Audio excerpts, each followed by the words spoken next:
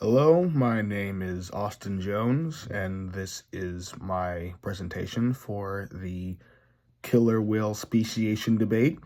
I will be specifically debating whether the species of killer whales actually is a thing, or rather, that there are, or at least there very could be in the future, distinct species of orcas in the world.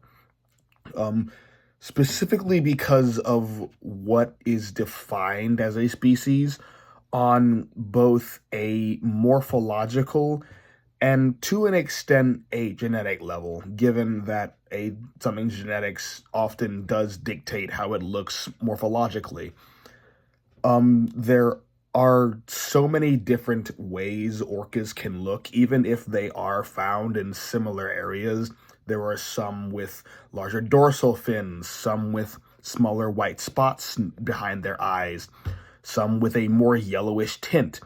And then there are also behavioral differences, like different calls or whistles, what they do for food, what they do to socialize, things like that. There are so many different variants of orcas, even as of now, that while they all do share the same basic body plan, there are so many differences between them that at least leads me to believe that there very could well be different species of them, especially when it comes to the post-zygotic or after birth specific things that have to do with them.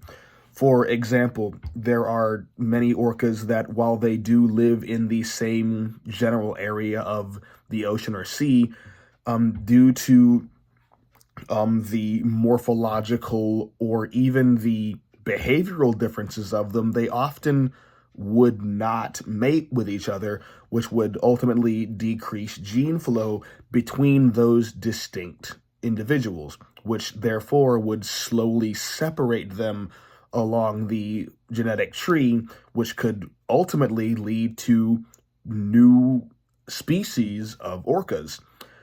And there are other barriers that also make it harder for orcas to actually mate. Like I mentioned earlier, the location that they are from varies a lot. There are a bunch of different places you can find orcas, and just with that alone, it means that the gene flow between species that are found in one area of the world versus another one, that is just not possible, given that the distances they'd have to travel to consistently reproduce, it just isn't feasible. So therefore, it doesn't seem very likely that gene flow would ever actually continue within those different populations there, let alone that those specific populations also have cultural differences. Orcas are incredibly intelligent animals, and such that means that there are different ways in which they interact, not only with the world around them, but also with each other.